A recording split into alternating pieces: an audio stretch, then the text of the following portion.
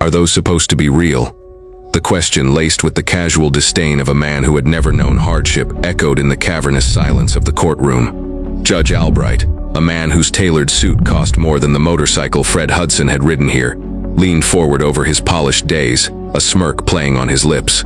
He peered down at the old man standing before him for a simple traffic violation. Fred Hudson, 84 years old, stood perfectly still. His back was straight, a testament to a discipline forged in a time and place this judge could not begin to imagine. He wore a simple faded denim jacket, the kind that had seen decades of sun and rain. Pinned to the left breast just over his heart were 3 rows of ribbons and a single star-shaped medal hanging from a pale blue ribbon.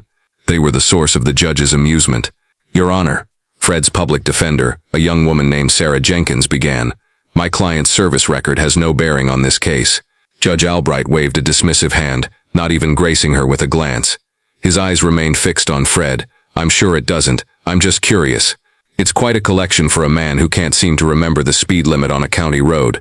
Let me guess you bought them at a surplus store. A little costume jewelry to impress the folks at the VFW." The small gallery, mostly filled with people waiting for their own minor infractions to be called, shifted uncomfortably. A few snickers could be heard from the back row, but most just stared, a mixture of pity and second-hand embarrassment on their faces. Fred Hudson said nothing. His eyes, clear and gray as a winter sky, were fixed on the state flag hanging behind the judge. He wasn't angry. He wasn't insulted. He seemed to be somewhere else entirely, a place of profound and unshakable calm. "I asked you a question, sir," the judge pressed, his voice rising. He enjoyed this, the small-town power of his position, the ability to dismantle a person piece by piece under the guise of judicial authority. "Are you going to answer me, or are you as deaf as you are decorated?" Sarah Jenkins stood up straighter, her face flushed with anger. "Your Honor, this is inappropriate. Mr. Hudson is a veteran and deserves our respect." "Respect is earned, Counselor," Albright shot back, his voice like the crack of a whip. "And parading around with a chest full of tin doesn't automatically earn it in my courtroom. Now, Mr. Hudson, for the last time, where did you get the medals?" Fred's gaze slowly lowered from the flag and met the judge's. His voice, when it came, was quiet but carried a surprising weight, like stones worn smooth by a river. "They were given to me." The simplicity of the answer seemed to enrage the judge further. It offered no purchase for his mockery. "Given to you. By whom?" "The costume shop manager." He leaned back in his large leather chair, a caricature of smug authority. "Let's be clear. I am tired of men of a certain generation thinking a uniform they wore half a century ago gives them a free pass. You ran a stop sign. You were clocked at 20 miles over the limit, and you stand here in this ridiculous jacket as if it's some sort of shield. I find it insulting to the real heroes who served." Each word was a calculated blow, designed to humiliate. Sarah could feel the tension in her own body, a coiled spring of outrage. She looked at her client. Fred's hands, gnarled with age and speckled with liver spots, rested calmly on the defense table. He didn't fidget. He didn't flinch. He just stood there, absorbing the judge's venom without a flicker of expression. "Take the jacket off," the judge commanded. A collective gasp went through the courtroom. This was no longer about a traffic ticket.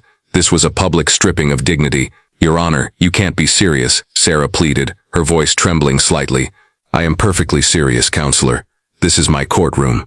The defendant will show it the proper respect. That display is a distraction. Take it off, Mr. Hudson, or I will find you in contempt." The bailiff, a burly man who had seen his share of courtroom drama, took a hesitant step forward. His eyes met Fred's, and for a moment he looked uncertain, even apologetic. Fred did not move. He did not look at the bailiff or the judge. He looked at the medals on his own chest, his gaze lingering for a fraction of a second on the one hanging from the blue ribbon. He seemed to be listening to a distant echo, a sound no one else in the room could hear. His silence was his answer. It was a profound and unyielding no. "Fine," the judge spat, his face turning a blotchy red. "Bailiff, add a charge of contempt of court, and a $500 fine. Maybe that will get his attention." The judge's eyes narrowed on the most prominent medal, the one that hung slightly apart from the others. He pointed a fat finger at it. "Especially that one. The gall to wear a replica of the Medal of Honor. Do you have any idea what that represents, old man? The blood and sacrifice it stands for. You wearing that is a slap in the face to every person who ever served honorably." As Judge Albright spoke, the sterile wood-paneled courtroom seemed to dissolve around Fred Hudson. The judge's mocking words faded into a roar, not of a hostile crowd, but of rotor blades and screaming men. The air, thick with the smell of floor polish and stale coffee, was suddenly choked with the metallic tang of blood and the acrid smoke of cordite.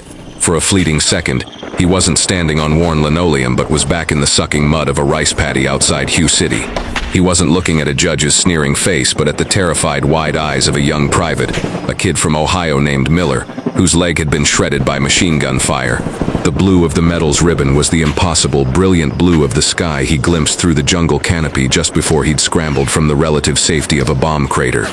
He could feel the weight of Miller on his back, the hot, wet soak of blood through his fatigues, the deafening chatter of the enemy guns stitching a line in the mud just inches from his head.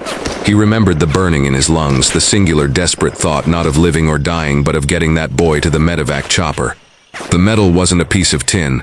It was the weight of another man's life. The memory vanished as quickly as it came, leaving Fred back in the silent, tense courtroom. He blinked slowly, his composure unbroken. Only his breathing had changed, becoming just a fraction deeper, a little more measured. Sarah Jenkins watched the entire exchange, her heart pounding with a helpless fury. She saw the judge's cruelty, the crowd's cowed silence, and Fred's incredible, almost unnerving stoicism. She knew with a certainty that chilled her to the bone that this was a terrible injustice. The judge wasn't just wrong, he was desecrating something holy. She looked down at the case file. Fred Hudson, a few prior speeding tickets over the last 20 years. Nothing else. Address, social security number, date of birth. On the intake form, in the box marked military service, Fred had simply written yes. He hadn't specified a branch, a rank, or a single honor. The humility of it, in the face of this public flogging, was staggering.